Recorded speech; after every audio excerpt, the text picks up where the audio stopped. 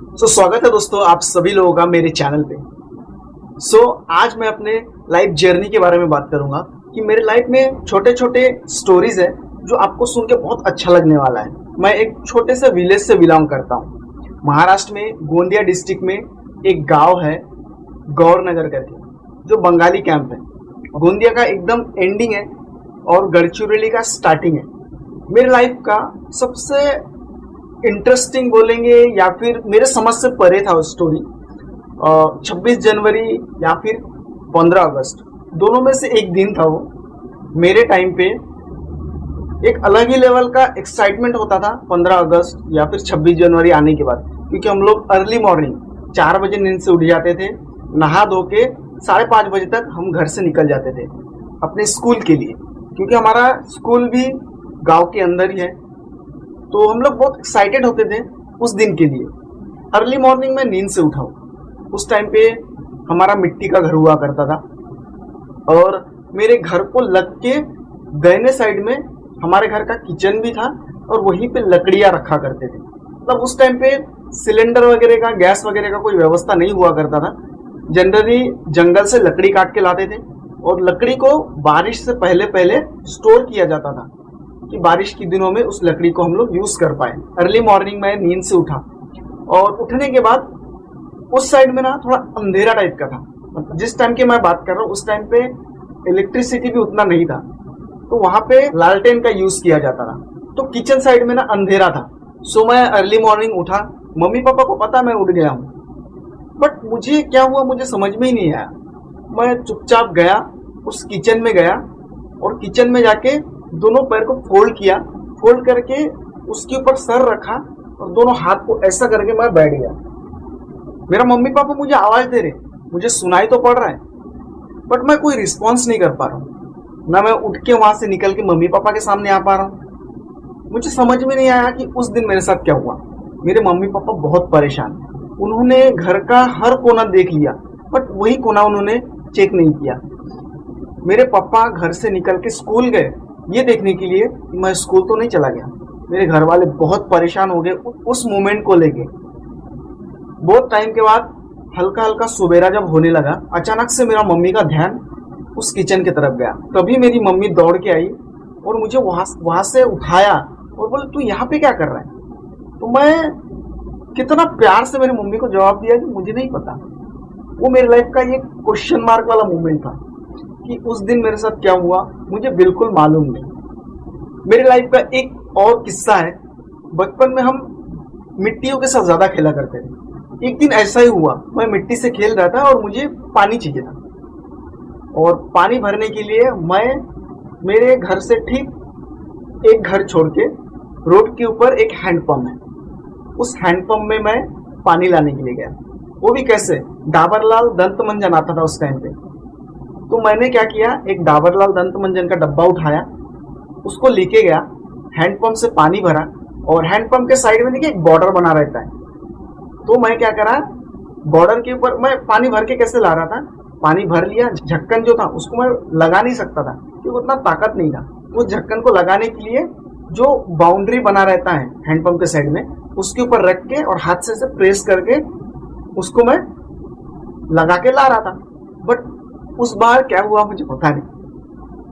मैंने हैंडपंप से पानी भरा, 3 से 4 बार मैं पानी भर के लेके आया।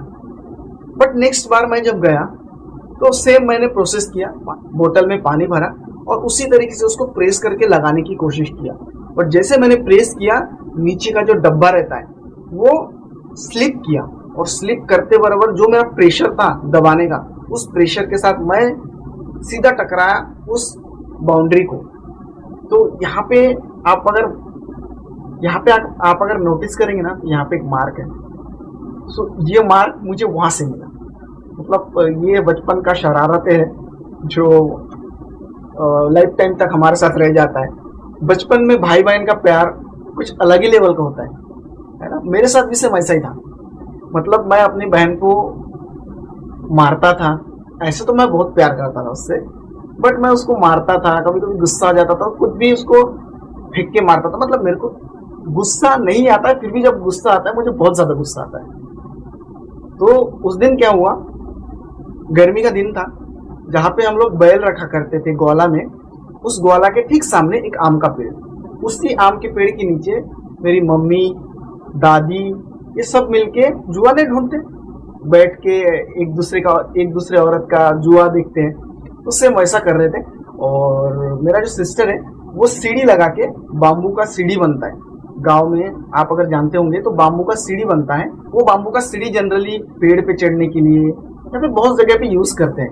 उस दिन मेरा सिस्टर उस सीढ़ी को लगा के उसके ऊपर चढ़ रहा था, तो मैं मस्ती मस्ती में सीढ़ी के पास गया और सीढ़ी को खींचा अपनी तरफ, और जैसे खींचा मेरी सिस्टर गिर गई। और मुझे पता चल गया कि मैं यहाँ पे रुकूंगा तो मुझे बहुत धुलाई पड़ने वाला है, क्योंकि वो रो रही थी। और मैं वहां से सीधा भागा।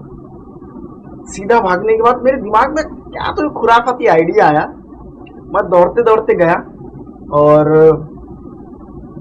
गांव में अक्सर ऐसा होता है कि सीमेंट का बैठने के लिए बनाया हुआ रहता है, हम लोग उसको गेट बोलते हैं बंगाली में। मेरे हाइट का ही था, मेरा हाइट इतना ही था कि इतना लेवल का मेरा था वो। और मेरे दिमाग में क्या ख्याल आया, मैं सीधा रास्ते से दौड़ रहा हूँ, रास्ते के बीच में से। और जो वो बना हुआ रहता है वो दोनों साइड में रहता है, मतलब दोनों साइड में बैठने के लिए रहता है। तो मेरे दिमाग में क्या ख्याल आया, मैं दौड़ता दौड़ता गया और उस बैठने वाले को जाके टक्कर मारा। मतलब मेरे दिमाग में क्या ख्याल चल रहा था कि मैं अगर टक्कर मार के यहाँ पे गिर जाऊंगा तो मेरे घर वाले मुझे पीटेंगे नहीं, या फिर मुझे कुछ बोलेंगे नहीं, क्योंकि मैं ऑलरेडी चोट खा चुका हूँ। तो सेम वैसा ही हुआ, मेरे घर वाले आए, मुझे उठाए, मुझे मारा नहीं, बट पता नहीं वो दिमाग मेरे कैसा चल गया, मैंने वैसा कर दिया। घर वाले मुझे घर में लेके गए और मेरे को बोल रहा तू वहां पे जाके टक्कर क्यों मारा। अब मैं उनको सच्चाई तो नहीं बता सकता ना कि मैं टक्कर क्यों मारा, क्योंकि मुझे बचना था, कि मैं ये बता नहीं सकता हूँ कि मैं टक्कर क्यों मारा।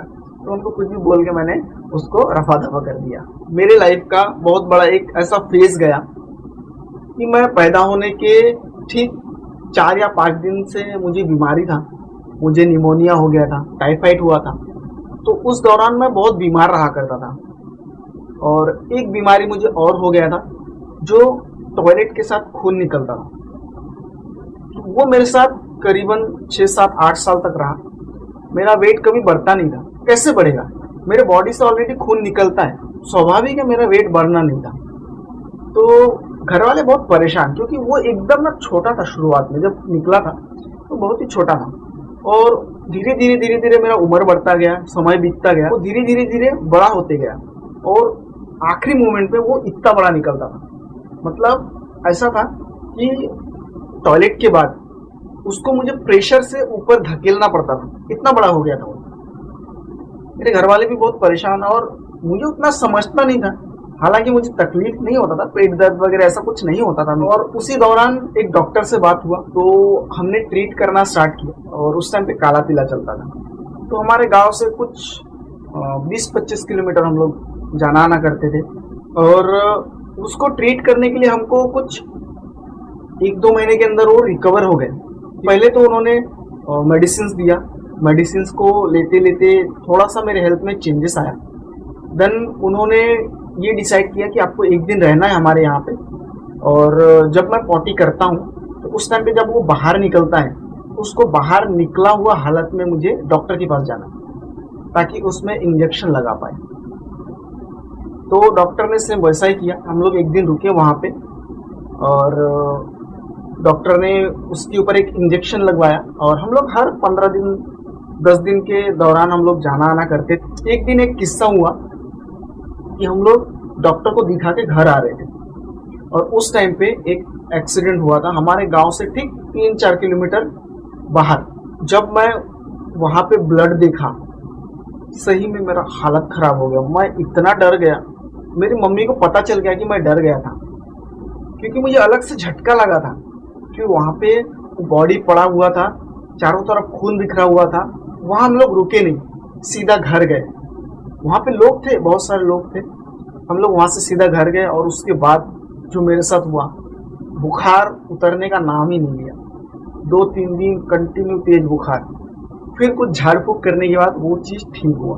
बोला जाता है कि डर लगने के बाद जो बुखार वगैरह चढ़ता है ना, डॉक्टर से ठीक नहीं होता, क्योंकि वो आपके मन में बैठा डर।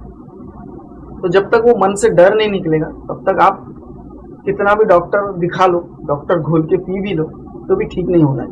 तो इसलिए ऐसा कभी होता है आपके साथ तो फाइंड आउट करें कि कोई तो बंदा होगा जो झाड़ फूक करके वो चीज़ को रिलीव कर सकता है। और कुछ दिनों के बाद जो ब्लड क्लॉट्स निकलता था मेरे पॉटी करते टाइम पे, तो वो ना कुछ दिन के बाद टोटली गायब हो गया। के बाद उसको मैंने कुछ 15 दिन के अंदर, 11-15 दिन के अंदर वो टोटली गायब हो गया, सूख के गायब हो गया, गिर गया कहीं पे। तो मेरी लाइफ में वो चेंजेस आया। उसके बाद से तो मेरा हालत बढ़ा नहीं, क्योंकि ऑलरेडी मेरा बहुत ब्लड जा चुका था पिछले 7-8 सालों में। उसको रिकवर करने के लिए भी तो समय लगता है। तो वहाँ से मेरा बीमारी ठीक हुआ और मैं एक बहुत भयंकर वाली बीमारी से बच गया। और एक लाइफ का और एक स्टोरी है, इसी सीजन की स्टोरी है। हमारे गांव में इस सीजन में लोग आम लाने जाते हैं। गांव से बाहर कुछ 4-5 किलोमीटर दूर जंगल में, मराठी गांव में बहुत सारे बड़े बड़े आम के पेड़ लगे हैं। वहाँ पे हमारे गांव से लोग अर्ली मॉर्निंग किसी के आने से पहले लालटेन लेके चले जाते थे जंगल को भेदते हुए आम लाने के लिए। तो एक दिन ऐसा ही किस्सा हुआ, मैं और मेरी मम्मी हम दोनों ने डिसाइड किया कि हमें भी जाना है, बट अर्ली मॉर्निंग नहीं जाना है, हमको जाना है सुबह 6 बजे निकलना है घर से। और हमने टिफिन वगैरह भी पैक कर लिया, 5-7 किलोमीटर दूर हमको जाना है। तो हमने टिफिन भी पैक कर दिया और हम दोनों जन निकल गए। और हम दोनों गए तो वहाँ पे बहुत सारे बड़े बड़े पेड़ आम के, हमको बहुत सारा आम मिला। हम 6 बजे गए तो वहाँ पे हम लोग कुछ 8-9 बजे तक पहुँचे। 11-12 बजे तक हम लोग वहाँ पे आम चुने बड़े बड़े पेड़ के नीचे जाके। उसके बाद हम लोग वहाँ पे खाना वाना खाए। और खाने में क्या लेके गए थे, रात का बचा चावल, रात में ही पानी डाल के रख दिए थे, जो सवेरे गुड़ लेके गए। और आम तो हमको मिलना ही था, तो हम लोग ऐसा करके खाना लेके गए, वहाँ पे बैठ के खाना खाए। और आपको बताऊँ कि जंगल में बैठ के खाना खाए ना तो एक अलग लेवल का खुशी मिलता है।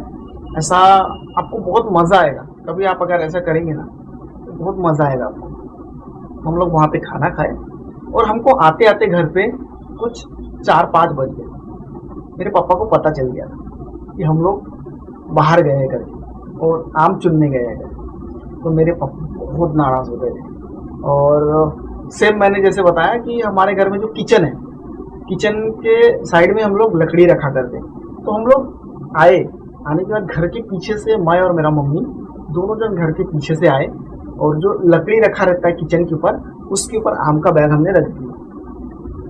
और मेरे पापा को पता चल गया कि हम लोग घर आए हैं करके। मेरे मम्मी को पूरा हमारे एरिया में दौड़ाया लकड़ी लेके। वो मोमेंट बहुत ही डरावना भी था और अभी सुनते हैं तो हंसी भी लगता है। मेरे पापा को पसंद नहीं था कि हम लोग बाहर जाके आम चुनने, मेरी मम्मी को दौड़ा दौड़ा के मारे थे उस दिन। तो उसके बाद से हमने डिसाइड किया था कि कभी भी हम खाएंगे नहीं, चलेगा, कभी भी हम लोग इस तरीके से बाहर नहीं जाएंगे। सो गाइस, अभी भी मेरे पास मेरी लाइफ का बहुत सारे स्टोरीज है। आप अगर सुनना चाहते हैं, आपको सही में अगर मज़ा आ रहा है तो चैनल को सब्सक्राइब कर लीजिए। और मेरी लाइफ की छोटी छोटी स्टोरीज आपको सुनने के लिए मिलने वाला है हर दिन। सो मिलते हैं एक नए स्टोरी के साथ। सो बाय बाय।